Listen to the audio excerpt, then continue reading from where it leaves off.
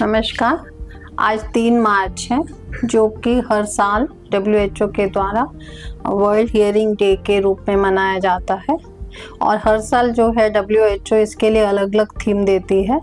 पिछले साल जो 24 में थीम दिया गया था, the changing mindsets towards year and hearing care, उसी के कंटिन्यूएशन में इस साल भी फर्दर उसको लिया गया है, changing mindsets empower yourself to make ear and hearing care a reality for all। क्योंकि जो बाधिरे या डेफनेस है, इसका जो मात्रा है या यंग लोगों में इसका जो इंसिडेंस है वो बढ़ता जा रहा है बिकॉज ऑफ चेंजिंग लाइफस्टाइल। हम लोग पूरा दिन जैसे मोबाइल यूज़ करते हैं, उसका आंखों पे इम्पैक्ट होता है। उसी तरह से जब हेडफोन कंटिन्यूसली यूज़ करते हैं, पर्टिकुलरली यंग लोग, तो उससे जो है यंग लोगों में बाधिरे का या हियरिंग लॉस का इंसिडेंस बढ़ता जा रहा है। एंड दिस इज, जैसे बाधिरे के बहुत सारे कॉजेज हैं, और अगर हम प्रिवेंशन करें, इसका लिमिटेड यूज़ करें, so this is one of the preventive measure which can be used to prevent the hearing loss in young person specially. और दूसरे कारण जो हैं दवाई वगैरह, बहुत सारी दवाइयाँ ऐसी हैं जैसे मलेरिया की दवाई या टीबी की दवाई जो कि कान पे गहरा असर डालती है या नुकसान करती है, तो वो भी एक प्रिवेंटेबल उसमें कॉजेज़ में आता है। अगर इन लोगों को भी अगर ध्यान रखा जाए, जागरूक किया जाए, उनको पता रहे कि इन दवाइयों के खाने से मेरे सुनने की शक्ति में नुकसान हो सकता है, तो हम उनको बचा सकते हैं। जैसे ही पता चले तुरंत उसका इलाज किया जा सकता है। जैसे हमेशा कहा ही गया, prevention is better than cure. इसके साथ साथ बाधिरे के प्रिवेंशन के लिए आयुर्वेद में दिनचर्या में कुछ मेजर्स बताए गए। सिर पे जैसे रेगुलर तेल लगाना, कान में नहाने से पहले 4 से 6 बूंद तेल डालना, पर्टिकुलरली तिल का तेल बहुत लाभदायक है।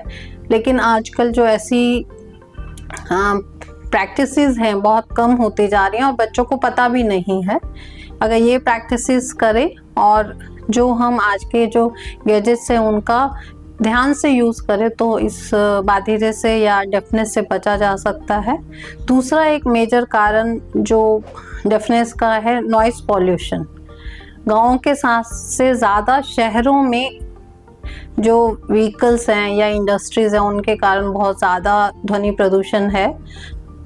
आप चाहे ना चाहे इस ध्वनि से एक्सपोज होते हैं। तो इसके लिए अगर हम प्रिवेंटिव स्टेप्स लें, जैसे कि इंडस्ट्री में जो लोग काम कर रहे हैं वो लोग अपना ईयर प्लग्स वगैरह यूज़ करें, या बाहर ज़्यादा ट्रैफिक वाली जगह पे जा रहे हैं तो कान में रुई डालना, ईयर प्लग्स यूज़ करना। और तीसरा, मिनिमाइज़ करना हेडफोन्स का, जो कि बहुत लोग एक्सेप्ट नहीं करते। लेकिन अगर हम मेट्रो वगैरह में जाएं तो देखते हैं सब लोग मोबाइल पकड़ के हेडफोन्स लगा के बैठे, और continuous exposure is proven to have the negative impact on the hearing capacity. तो बेस्ट इज द प्रिवेंशन। और इसके साथ साथ टाइम पे निदान करके हम अगर ध्यान रखें तो इससे बचा जा सकता है। और कुछ ऐसे रोग हैं जैसे कि कान में डिस्चार्ज होना, जिसके कारण से भी कंडक्टिव टाइप का डेफनेस होता है, और एज के साथ ये इंसिडेंस बढ़ता जाता है। तो बड़े लोगों में नस के सूखने से है, तो टाइमली बहुत सारे बड़े लोग जो हैं हियरिंग इट को एक्सेप्ट नहीं कर पाते हैं, तो उन लोगों को काउंसलिंग देना ऐसे प्रोग्राम्स के द्वारा, वो WHO भी करता है अलग अलग कंट्रीज़ में, और बहुत सारे जो कंट्रीज देश हैं जो उससे जुड़े हुए हैं, वो लोग भी अपने यहाँ, मतलब थ्रू आउट इंडिया में भी बहुत सारी जगह पे अवेयरनेस प्रोग्राम्स कंडक्ट किए जाते हैं, जिससे कि लोगों को कानों के सुनने की शक्ति के बारे में जागरूकता की जा सके।